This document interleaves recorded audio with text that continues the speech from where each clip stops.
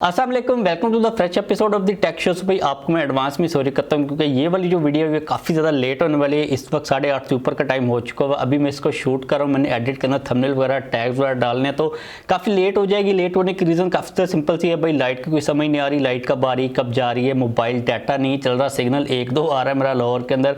इसके अलावा इंटरनेट भी काफ़ी ज़्यादा स्लो चल रहा है इस वक्त जो मुल्क के अंदर सिचुएशन चल रही है, आप लोगों को अच्छी तरह आइडिया होगा। खैर हम बात करते हैं अपडेट्स की। पहली अपडेट आईफोन 14 सीरीज़ के बारे में। तो भाई एप्पल की भी कोई समझ नहीं आ रही, अभी तक ऑलवेज ऑन डिस्प्ले ही नहीं आया। रिफ्रेश रेट जो है वो आ चुका हुआ है। तो ये चीज़ रिपोर्ट की जा रही है कि आईफोन 14 प्रो और प्रो मैक्स के अंदर आप लोगों को ऑलवेज ऑन डिस्प्ले का ऑप्शन मिल जाएगा। फाइनली ये अपडेट आ रही है, लेकिन ये वाली अपडेट हम लोग काफ़ी सालों से डिस्कस करते आ रहे हैं। लेट्स सी कि इस साल के अंदर ये वाला फीचर आता है या फिर नहीं आता, लेकिन मुझे लगता है कि आप लोगों को शर्म कर लेनी चाहिए, इस फीचर को दे देना चाहिए। अब तो जो 30,000 वाले फ़ोन हैं उनके अंदर भी आ गया। वह हमें Xiaomi के Redmi Note 11 सीरीज़ के अंदर ऑलवेज ऑन डिस्प्ले मिलता है। खैर वो छोटा टाइम पीरियड वाला मिलता है, लेकिन एप्पल के अंदर तो भाई हमें मिलता ही नहीं है किसी किस्म का। और यहाँ से एक और अपडेट आप लोगों को दे दूँ कि जो प्राइजेज हैं वो बहुत ज़्यादा ऊपर जा चुकी हैं। अभी रिसेंटली प्राइजेज बढ़ी थी आईफोन्स की पाकिस्तान के अंदर, जिसको हम लोगों ने कवर किया था। उसके अलावा जो अगेन प्राइजेज हैं वो बढ़ चुकी हुई हैं। अब बंदा कितनी बार कवर करे, आप लोगों को जो लेटेस्ट प्राइजेज है ना वो एयर लिंक की वो मिल जाएंगी उनकी वेबसाइट के ऊपर या फिर उनके पेजेस के ऊपर अपडेट होती रहती हैं। इसके अलावा एक क्वेश्चन मुझे काफ़ी ज़्यादा आता है कि कहाँ से बाय करें, क्योंकि जो प्राइजेस का डिफरेंस है ना वो पाया जाता है। एक चीज़ आपको मैं क्लियर कर दूं कि जो प्राइजेस का डिफरेंस है ना वो इतना ज़्यादा नहीं होता, चाहे आप लोग एयर लिंक के थ्रू बाय करो चाहे आप लोग मार्केट से बाय करो। मोस्टली इस वक्त मार्केट के अंदर जो फ़ोन पड़े हुए हैं, नॉन पीटीए पड़े हुए हैं, उनको आप लोगों को खुद अप्रूव करवाना पड़ता है। आपको मैं यही चीज़ सजेस्ट करूँगा कि आप नॉन ही पीटीए लें। उसके बाद भाई जो मैंने वीडियो बनाई हुई है डेडिकेटेड, आप किस तरह यूज़ कर सकते हो एक नॉन पीटीए फ़ोन को, वो वाले तरीके यूज़ करें। बिकॉज अगर आप लोग यहाँ पर चलते रहे ना, टैक्स पे करते रहे, तो भाई ये there is no ending for that. आप लोगों को फिर ऊपर अमाउंट देनी ही पड़ती रहे करेगी। वीडियो का लिंक नीचे अटैच कर दूंगा, लाजमी तौर पर चेकआउट कर लीजिएगा। उसके अंदर जो बेस्ट ऑप्शन है वो जैज़ डिजिट 4G है, उसको लाजमी तौर पर कंसीडर कर लीजिएगा क्योंकि वो एक सस्ता ऑप्शन है। उसके अंदर बैटरी का इशू आता है, काफ़ी सारे लोग उसके बारे में कंप्लेंट कर रहे थे क्योंकि वो बैटरी छोटी होती है। जब 4G चलता है उसके साथ हॉटस्पॉट चलती है तो काफ़ी ज़्यादा तेज़ी से बैटरी ड्रेन होती है। उस वीडियो के अंदर मैंने जितनी भी ऑप्शन बताए आप लोग किसी को भी कंसिडर कर सकते हो, लेकिन जो बेस्ट ऑप्शन है वो ये है कि आप लोग एक एंड्रॉयड का फ़ोन लें, क्योंकि एंड्रॉयड के फ़ोन आप लोगों को सस्ते 15-20 की रेंज से अगर हम लोग स्टार्ट करते हैं तो मिल जाते हैं। बैटरी अच्छी होती है, हॉटस्पॉट से भी काफ़ी ज़्यादा टाइम निकाल जाती हैं, बैटरीज 5-6 घंटे तो ईजिली निकाल जाती हैं, डिपेंडिंग अपॉन आप कितनी बड़ी बैटरी वाला फ़ोन ले रहे हो। फास्ट चार्जिंग तक मिल जाती है। तो ये पूरा सीन चल रहा है। अगर आप लोग टैक्स पे करते रहे तो भाई फिर वही सीन होना है कि जो बादशाह जूते मारता तो कहता था कि भाई नंबर बढ़ा दो, जो जूते मारने वाले इस किस्म का कोई सीन अभी एग्जाम्पल मेरे माइंड के अंदर नहीं आ रही। तो ये पूरा सीन चल रहा है। Redmi Note 11T के बारे में नेक्स्ट अपडेट है। अब Redmi Note 11T सीरीज को चाइना के अंदर लॉन्च कर दिया हुआ है। अब इसको मैं इतना ज़्यादा कवर नहीं करूंगा क्योंकि ये वाले जो फ़ोन है ना ये रीब्रांड होके आएंगे। अब पाकिस्तान के अंदर किस फ़ोन के तौर पर रीब्रांड होके आते हैं, एक तो कहा जा रहा है कि ये Poco X4 GT और Poco X4 GT Pro के तौर पर रीब्रांड होके आ सकते हैं।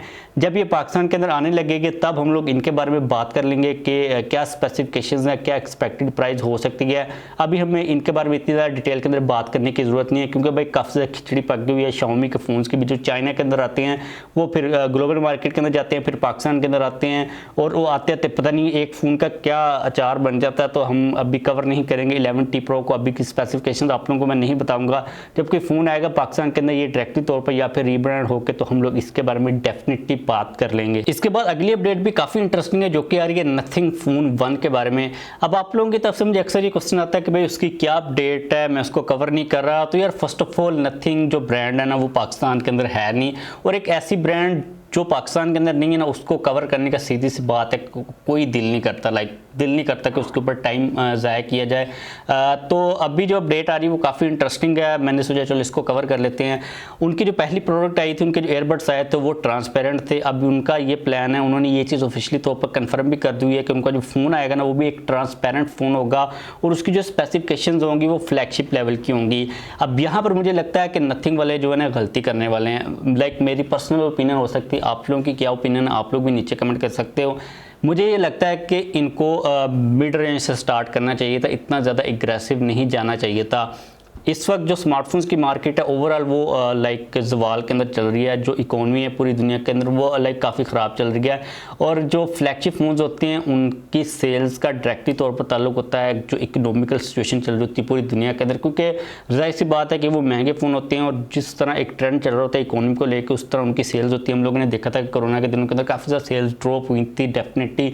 अब अगर ये आते हैं फ्लैगशिप कैटेगरी के अंदर तो वहाँ पर इनको सामना करना पड़ेगा सैमसंग का, एप्पल का, या फिर आप लोग कह सकते हो Xiaomi का। अब मोस्टली इनके अब ये चीज़ देखनी पड़ेगी कि या ये टॉप टियर फ्लैगशिप कैटेगरी के अंदर चले जाते हैं या फिर जो अपर प्रीमियम मिड रेंज के जहाँ पे Xiaomi के आते हैं फ़ोन, Xiaomi 12 सीरीज़ के अभी रिसेंटली आए, Vivo की X सीरीज़ आई है, उस रेंज के अंदर जाते हैं। अगर ये किसी भी रेंज के अंदर जाते हैं तो इनको सामना डेफिनेटली मुश्किलात का करना पड़ेगा। इनका कोई यूआई नहीं लोगों को पता, इनकी रीसेल वैल्यू क्या होती है, ये किन मार्केट्स को टारगेट करते हैं, लोगों को वो फ़ोन पसंद आता है या फिर नहीं आता। जो इनिशियल सेल्स होती हैं वो डेफिनेटली हो जाती हैं किसी भी प्रोडक्ट की। अगर कोई ऐसी मूवी भी है ना जो लाइक फजूल है उसकी भी इनिशियल सेल्स जो होती हैं सिनेमास के अंदर वो हो जाती हैं। लेकिन इतने वर्ष टाइम के ऊपर, इतने ज़्यादा कंपटीशन के ऊपर, जहाँ पर लोगों का माइंड बिल्कुल ये नहीं होता कि वो कोई एक्सपेरिमेंट करें। अगर मैं एक आईफोन यूज़र हूँ तो मेरा माइंड कभी नहीं बनेगा कि मैं अपने पर्सनल फ़ोन को एक एंड्रॉयड के ऊपर स्विच करूँ। हम लोग मोस्टली कर लेते हैं क्योंकि हम लोगों ने टेस्टिंग करनी होती है, लेकिन अगर एक एंड्रॉयड यूज़र है वो कभी भी इतना ज़्यादा रिस्क नहीं लेता या फिर वो कंफर्ट जोन से नहीं निकलता कि वो एक नई प्रोडक्ट को टेस्ट करे। तो लेट्स सी कि ये वो लोग क्या करते हैं। मेरी बेस्ट ऑफ लक है, उनको जितनी ज़्यादा ब्रांड्स आएंगी उतना ज़्यादा ओवरऑल जो मार्केट उसको फ़ायदा होगा। लेकिन मुझे जो सूरत हाल को इतना अच्छी नज़र नहीं आ रही। आप लोगों की क्या ओपिनियन है, आप लोग डेफिनेटली नीचे कमेंट कर सकते हो। अगली अपडेट आ रही है टेक्नो के बारे में। तो finally techno Pova 3 is coming 25 को उसको फिलीपींस के अंदर लॉन्च किया जा रहा है। जो पिक्चर्स हैं फ़ोन की और जो बॉक्स की पिक्चर सामने ही, अगर हम लोग फ़ोन की बात करते हैं तो बैक साइड के ऊपर आप लोगों को इस किस्म का डिज़ाइन मिलेगा। काफ़ी हद तक सिमिलरिटी पाई जा रही है डिज़ाइन के अंदर। बैक साइड के ऊपर ट्रिपल कैमरा का सेटअप होगा, फ्रंट के ऊपर हमें पंच होल प्रोवाइड किया जाएगा, डुअल टोन के अंदर इसका बॉक्स आएगा। अगर हम लोग स्पेसिफिकेशंस के ऊपर नज़र डालते हैं तो हमें पता है कि टेक्नो की जो पोवा सीरीज के फ़ोन्स आते हैं वो बड़े बड़े साइज़ के अंदर, बड़ी बैटरी के अंदर आते हैं। तो आप लोगों को 6.9 इंचज़ का एक IPS LCD डिस्प्ले मिलेगा। रिफ्रेश रेट के बारे में 90 हर्ट्ज़ कहा जा रहा है। G88 का प्रोसेसर और 7000 mAh की बैटरी होगी। लेट्स सी कि ये पाकिस्तान के अंदर कब आता है और इसकी प्राइस कितनी होती है। और मुझे लगता है कि टेक्नो को ना अब एमोलेड के ऊपर स्विच करने की कोशिश करनी चाहिए, क्योंकि इन्फिनिक्स टेक्नो का सबसे बड़ा एक कंपटीटर है। वो लोग एमोलेड के ऊपर जा चुके हुए हैं जो कि उनको काफ़ी फ़ायदा चीज़ दे रही है।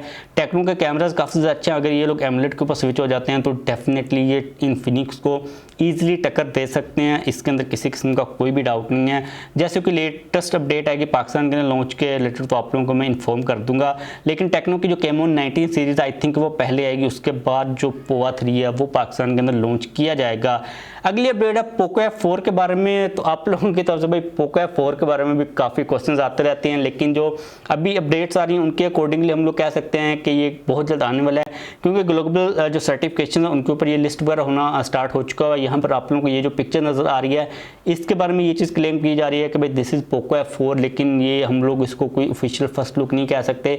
लेकिन इस किस्म का डिज़ाइन हो सकता है। अगर ये डिज़ाइन होता है तो काफ़ी डिसेंट मुझे लग रहा है। एमोलेड डिस्प्ले के साथ 120 हर्ट्ज़ का रिफ्रेश रेट होगा, 1300 निट्स की ब्राइटनेस रखी जाएगी जो कि काफ़ी एक अच्छी चीज़ है। स्नैपड्रैगन 870 का प्रोसेसर, 48 मेगापिक्सल का मेन सेंसर, 4700 mAh बैटरी के साथ 67 वाट की फास्ट चार्जिंग की सपोर्ट होगी। लेट्स सी कि ये किस प्राइस ब्रैकेट के ऊपर आता है और पाकिस्तान के अंदर कब आता है। अगर ये ग्लोबल मार्केट के अंदर आ गया तो फॉर श्योर कि ये पाकिस्तान की मार्केट के अंदर भी आएगा, क्योंकि भाई Xiaomi वाले जो महंगे फ़ोन हैं ना वो पाकिस्तान के अंदर लेके आ रहे हैं, लॉन्च कर रहे हैं, तो फॉर श्योर ये भी पाकिस्तान के अंदर डेफिनेटली लेके आया जाएगा। इसके बाद अगर बात की जाए आज की लास्ट अपडेट की जो क्या आ रही है पाकिस्तान के अंदर इस वक्त जो करंट सिचुएशन चल रही है, तो गवर्नमेंट ने पाकिस्तान के तकरीबन 11 जो डिस्ट्रिक्ट्स हैं उनके अंदर इंटरनेट और मोबाइल सर्विस को बंद करने का ऐलान कर दिया। तो दोपहर को आई डोंट नो कि आप अगर उन एरियाज़ में से वीडियो को देख रहे हो तो आपके पास कोई सर्विस आ रही है या फिर नहीं आ रही। अगर हम लोग उन डिस्ट्रिक्ट्स की बात करते हैं तो गुजरात, हाफिजाबाद, मंडी पावरदीन, सरगोदा, खुशाब, मियांवाली, सियालकोट, जेहलम, रावलपिंडी, डेरा गाजी खान एंड बकर। अब मैं कोई पॉलिटिकल बात नहीं करना चाह रहा, लेकिन भाई अगर आपने नीचे कोई पॉलिटिकल बात की ना, मैंने अक्सर ये चीज़ नोटिस किया कि जब मैं इस किस्म की कोई टेक के रिलेटेड भी गवर्नमेंट की बात करता हूँ ना तो नीचे आके मुझे कहने लग पड़ते हैं भाई ये ना करो वो ना करो। आप लोगों की जो लैंग्वेज है वो हम बर्दाश्त कर लेते हैं, लाइक हमें कोई इतना फ़र्क नहीं पड़ता। डिफरेंट कमेंट्स आ रहे होते हैं वो लाइक मैटर नहीं कर रहे होते हैं।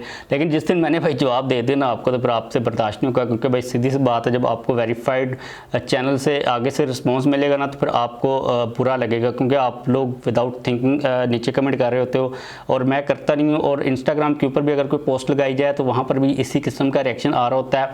मैं क्लियर कर रहा हूँ कि मैंने जब रिएक्शन दिया आपको बहुत ज़्यादा बुरा लगेगा, इसलिए जो सोच समझ के ना नीचे किया करें। आप लोगों की ओपिनियन आप दे सकते हो, लेकिन जो अखलाकियात है ना उसका दामन ना छोड़ा करें।